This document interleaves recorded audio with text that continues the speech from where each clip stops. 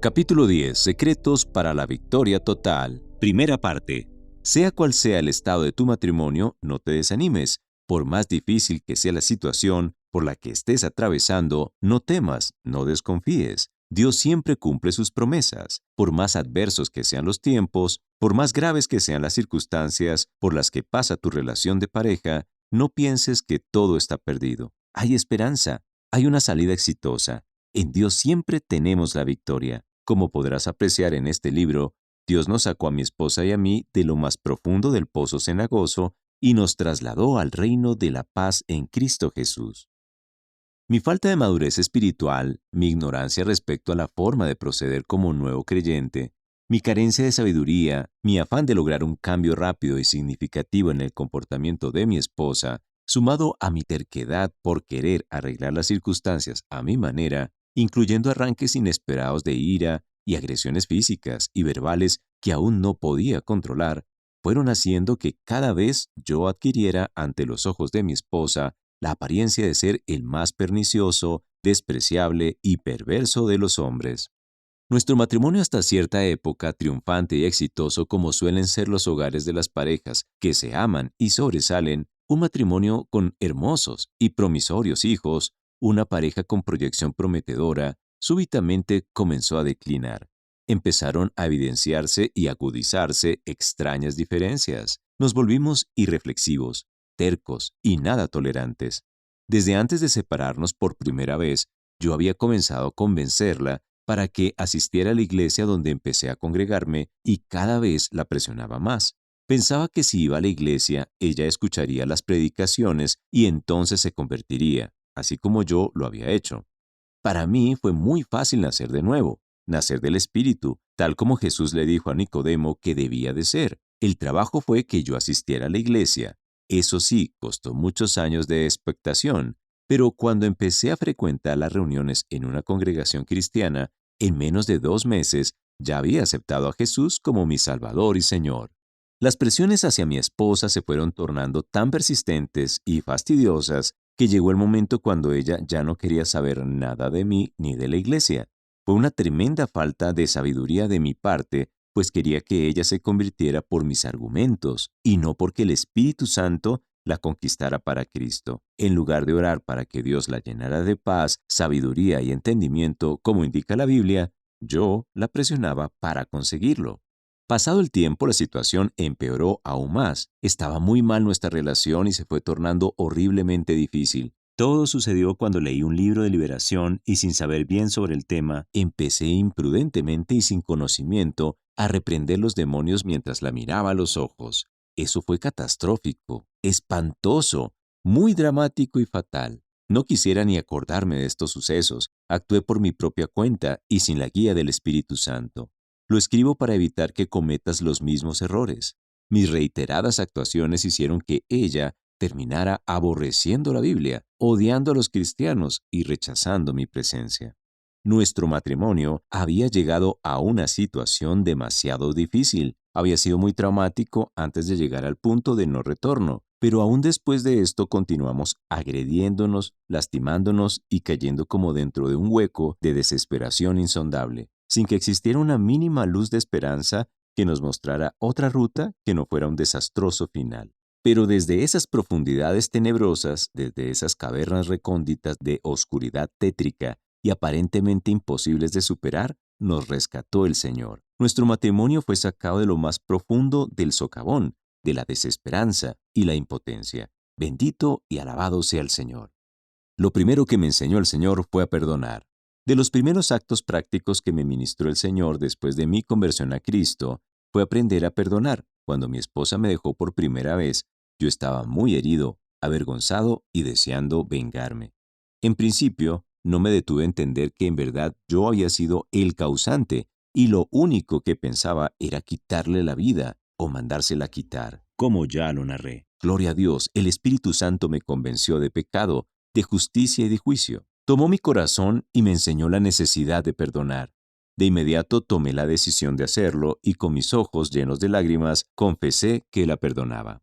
Al optar por el camino del perdón, Dios me regaló tiempos preciosos, Me sentía victorioso, me veía decidido y triunfante e iba como caminando por el viento. Dios vino a mi vida de una manera inequívoca aquel día. Me dio tanto amor, me proveyó de su paz. Él me llenó de su paz, esa paz que sobrepasa todo entendimiento, la cual fue mi bandera. Con esa paz peleé las batallas. Con esa paz admirable obtuve mi victoria.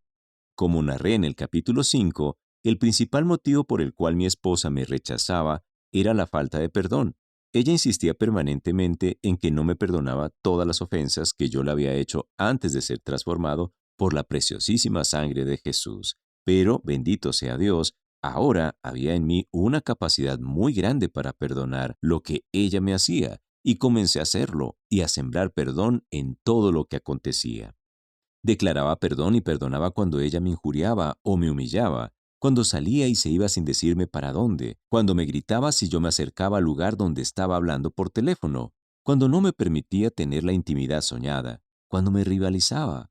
Sembraba perdón como sembrando un jardín en el desierto, como plantando rosas en un pedregal, hasta que un hermoso día, pasado el tiempo, pasados los años, al sonido de los aplausos emitidos por todos los árboles del campo, brotó en el jardín del Señor una hermosa y perfumada florecilla de color esperanza, declarando que me perdonaba, como cumplimiento de una de las promesas que me había hecho el Señor.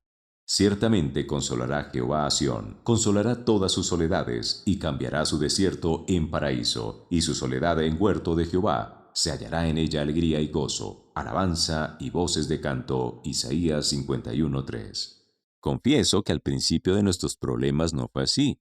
Esto de sembrar perdón y perdonar se fue dando solo con el paso de los años. Al principio aprendí a perdonar solo los grandes acontecimientos, pero continuaba muy susceptible y poco perdonador de los sucesos cotidianos. Con el paso del tiempo fui mejorando. El Señor me iba perfeccionando, al ritmo en que Él mismo ministraba mi corazón y me enseñaba todas estas verdades que promete enseñarnos, principios grandes y ocultos que yo desconocía, pero que ahora son una evidencia de que el Señor es fiel. Lo que Él dice es verdadero y su palabra es eterna. Callar y enmudecer entregando toda carga a Jesús. Durante el tiempo que precedió a nuestra segunda y más larga de las separaciones, yo continuaba preocupándome sobre qué hacer con respecto a mi esposa y cómo hacerlo. Permanecía pensando y mirando a ver cómo podía solucionar las dificultades por mi cuenta. Una de las actividades diarias era tratar de convencerla con mis argumentos, pero como Yanecita no aceptaba mis explicaciones, yo levantaba la voz y ella también. En esta posición nos ofendíamos y nos heríamos. Nos lastimábamos tanto que cuando la dejaba en su lugar de trabajo, yo terminaba muy herido por lo que me decía y ella se iba para su oficina llena de dolor y resentimiento contra mí.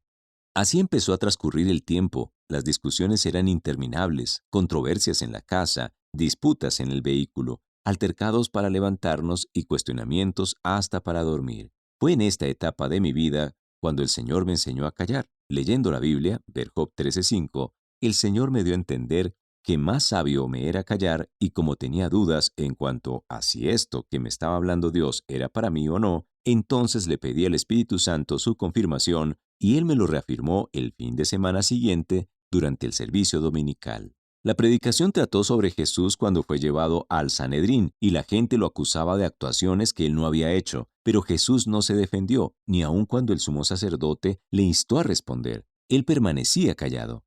Y levantándose el sumo sacerdote le dijo, «No respondes nada. ¿Qué testifican estos contra ti?» Mas Jesús callaba. Mateo 26, del 62 al 63.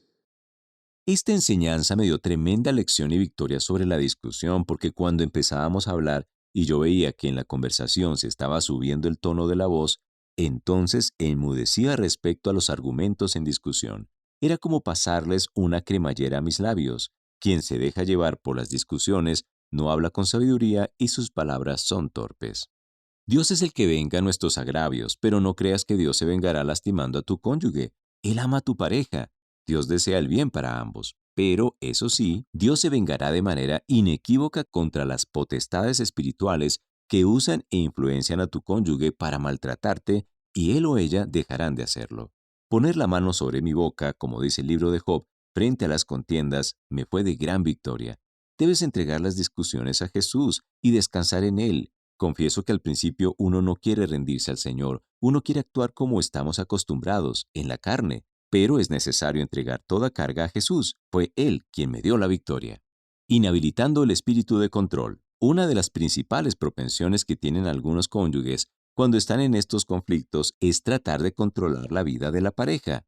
Y cuando les resulta imposible, entonces buscan a Dios, pero lo buscan para ejercer control a través de Él. Y esto es buscar a Dios con el fin de lograr que mediante Él se pueda tener el control de la situación. Es algo así como usar a Dios para lograr mi propósito y a mi manera, sin aceptar que en su infinito poder, sabiduría y soberanía, obre como le parezca, de la manera que quiera y cuando quiera. En realidad es el mismo trabajo que hacen los brujos y espiritistas en estos casos. Forzar a que los cambios se den como yo los quiero y no de la manera sabia, maravillosa, grandiosa y perfecta como Dios los hace. Una manera perdurable y santa que no añade tristeza, sino que trae refrigerio, salvación, sanidad, bendición y vida eterna.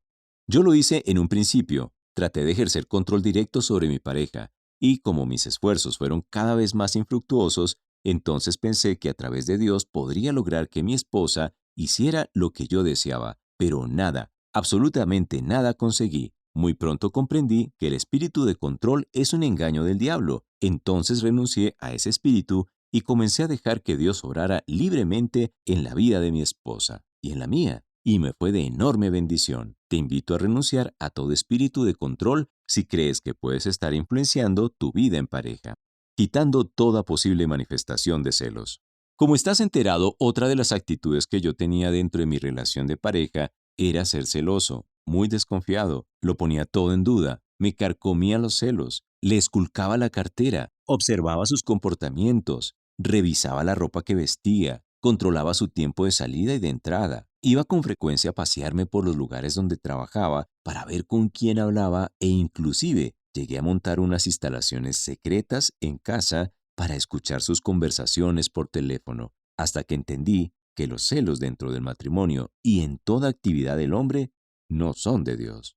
La Biblia considera los celos como una de las obras de la carne e indica que donde hay celos y contención, hay desorden y toda práctica perversa. Además enseña que si no es Dios quien protege al cónyuge, en vano lo hacemos nosotros, la Biblia dice. Si el Señor no guarda la ciudad, en vano vigila la guardia. Salmo 127:1. Este pasaje bíblico fue especialmente concluyente para mí. Me apropié de esta palabra, la até a mi mente y a mi corazón, y en lo sucesivo no volví a permitir manifestaciones de celos en mi vida. Si se me venía alguna expresión de estas, yo invocaba esta parte de la Biblia y le decía al Señor, oh Dios, sé tú quien vigila mi casa. Renuncio a los celos, desisto a ser yo quien vigile a mi esposa, abandono de inmediato todo aquello que he hecho por mi cuenta para controlarla, por cuanto tu palabra dice que si no eres tú quien cuida mi casa, mi esposa y mis hijos, en vano lo hago yo. Nunca más volví a permitir que vinieran a mi vida esas situaciones desesperantes que antes me llegaban. El sentimiento de celos tan arraigado en mí había venido por herencia generacional, por cuanto eran característicos y muy evidentes en mi abuelo y mis tíos maternos. Me fue difícil quitarlos en los primeros años, pero con el paso del tiempo, Dios me fue dando sabiduría, entendimiento, gracia y poder para arrancar de mí toda manifestación de celos y erradicar por completo de mi corazón este sentimiento de perturbación y perversidad. Observando en silencio lo que Dios hace. Una de las pautas que aprendí posteriormente y que puse por obra fue observar en silencio lo que Dios hace. A partir de ese momento comencé a ver cómo Dios se glorificaba mientras yo veía de manera silenciosa lo que hacía.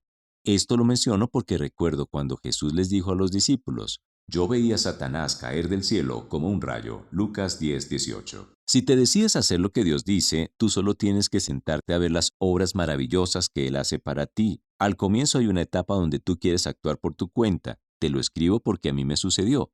Quieres ir, ofenderle, llamar por teléfono y enviar mensajes, etc.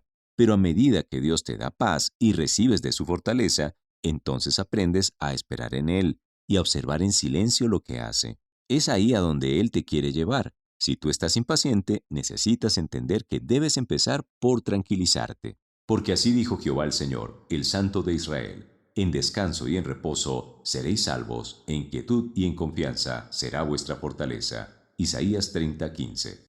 Solo tienes que ver en silencio lo que Dios irá haciendo y esperar a que Él concluya su preciosa obra. Ama a Dios, si hace lo que le estás pidiendo o no. Otra actitud evidente para tener en cuenta en este proceso es estar dispuestos a amar a Dios por encima de todas las cosas. No hay nada superior. En ocasiones amamos más al esposo, a la esposa, a los hijos o a una actividad más que a Dios, y esto es idolatría. Es por esta razón que durante el proceso debe haber claridad mental en nosotros sobre amar y adorar a Dios conforme Él ordena que lo hagamos, haga o no lo que le estamos pidiendo. Si le pides a Dios algo y no lo hace, debes aceptar lo que determine y esperar en Él.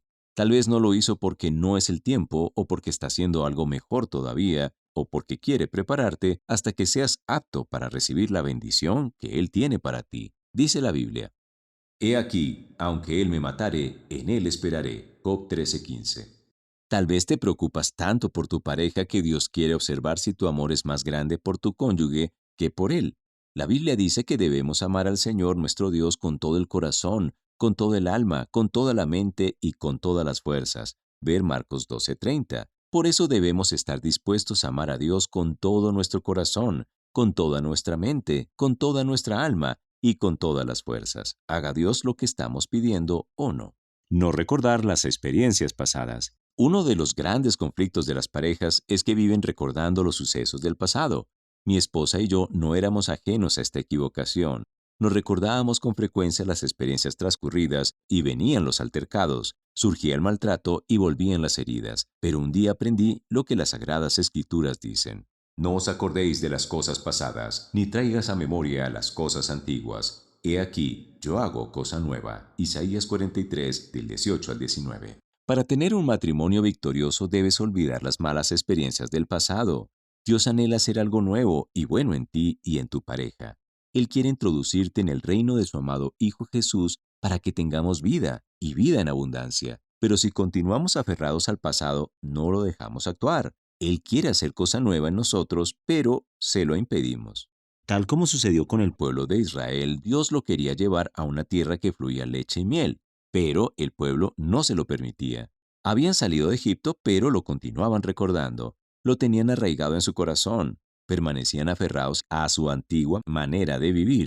No disfrutaban del poder de Dios con que los estaba guiando, protegiendo, alimentando y preservando. Y por estar mirando el pasado, no se complacían con el presente, ni podían visualizar el futuro, y eso les costó andar errantes por el desierto hasta que fue renovada toda esa generación. Dejando de maldecir, decir mal al cónyuge. Una actitud que tiene algunas parejas es que se hacen declaraciones de mal. Se maldicen: infortunadamente yo lo hice, torpemente lo hice, y llegué a hacerlo cara a cara. Hasta alcancé a decirle que la prefería ver tendida en una cama antes de verla separada de mí. ¡Qué gran error! Por la misericordia de Dios y solo por su misericordia no nos sucedió algo así. De acuerdo con lo que enseña la Biblia, eso no solo le hubiera podido suceder a ella, sino también a mí, porque cuando yo maldigo a mi cónyuge, también me estoy maldiciendo a mí. Recuerda que somos una sola carne, según lo que aprendimos en el capítulo 6. Un día el Señor me quitó eso y me mostró por su palabra que no debía maldecir a nadie, menos a mi esposa. La Biblia lo enseña. Pero yo os digo, amad a vuestros enemigos, bendecid a los que os maldicen, haced bien a los que os aborrecen, y orad por los que os ultrajan y os persiguen. Mateo 5:44. Sin embargo, a esas alturas, en nuestro proceso de restauración, yo solamente dejé de hacerle declaraciones de mal, todavía no comenzaba a hacerle declaraciones de bien. Es decir, aún no comenzaba a bendecirla, eso lo hice en una etapa posterior, pero al menos dejé de maldecirla. Entendí que yo no debía hacerlo porque cuando los discípulos le preguntaron a Jesús: ¿quieres que hagamos llover fuego y los consumamos?, refiriéndose a los habitantes de una población en la que no los habían recibido, entonces Jesús les dijo: no, porque yo no he venido a condenar el mundo, sino a salvarlo. Esta enseñanza, junto con lo establecido en 1 de Pedro 3:9, en la cual se nos pide no devolver mal por mal, ni maldición por maldición, sino por el contrario, bendecir junto con otras enseñanzas paralelas a estas, me indujeron a dejar de maldecir a mi esposa, orando y ayunando para que muriera nunca más. Con el paso del tiempo dejé totalmente de hacerle declaraciones de mal a ella. Esto es maldecirla, pero como yo era cabeza dura, comencé otra estrategia, claramente errónea. Y fue ante el hecho de que yo observaba que pasaban los años y no veía que ella cambiara. Entonces empecé a orar y ayunar para que ella se muriera. Ya no deseaba quitarle la vida por mi cuenta, como años antes, pero ahora oraba y ayunaba pidiéndole a Dios que se la llevara. Pensaba que si ella se moría, entonces yo podría rehacer mi vida matrimonial con una nueva pareja. Pero cierto día, un día de esos cuando le estaba pidiendo a Dios que se la llevara, el Señor, el Dios extraordinario que tenemos como Padre, lleno de amor, misericordia y verdad, me dio un nuevo sueño durante la noche. Fue tan real que no lo tengo como un sueño, sino como una visión. Soñé que pasaba por la sala de la casa y allí estaba ella, mi esposa, con la pijama puesta. Se estaba muriendo. Ella me miró con desasosiego como pidiendo auxilio. Podía ver que ella sabía que se estaba muriendo y también podía percibir que ella deseaba desesperadamente vivir. Estaba luchando ferozmente contra la muerte. Entonces me acerqué para ver qué podía hacer por ella, pero se moría. Me miraba desesperadamente, implorando mi ayuda. Trataba de aspirar el aire, pero no podía. Ella esforzaba su cuerpo y agrandaba su boca y sus ojos, pero no podía. No conseguía inhalar el aire. Ella estaba como medio caída al lado de uno de los sofás en la sala de la casa. Entonces yo comencé a ayudarla. Le revisé la garganta y traté de apretarle el pecho con la mano. Ella continuaba luchando contra la muerte. Trataba con todas sus fuerzas de sobrevivir, pero se moría. Entonces la apoyé contra el mismo sofá y comencé a hacerle masajes fuertes con mis dos manos sobre su corazón para que viviera. Pero ella se iba y se iba. Entonces comencé a llorar durante el sueño y a clamarle al Señor que no se la llevara. Le clamaba a Dios con todo mi corazón y con todas mis fuerzas para que no se la llevara. Señor, no te la lleves, Señor, no te la lleves, le decía al Señor una y otra vez. Cuando desperté yo estaba llorando de verdad, mis mejillas ampliamente mojadas por las lágrimas y aún mis manos estaban temblorosas. Bendito sea Dios, fue solo un sueño. Pero en ese sueño, Dios me hizo ver lo horrible que es la muerte cuando es fuera de tiempo. Comprendí inmediatamente que había sido una revelación de Dios para mi vida y que lógicamente yo estaba en un error pidiendo para que ella se muriera. Me postré en ese mismo lugar y le pedí perdón a Dios inmediatamente y nunca más volví a pedirle para que se la llevara. Ahora veo estas experiencias y me digo, qué necio era yo. Pero gloria a Dios, Él tenía todo bajo control, Él siempre tiene todo bajo control.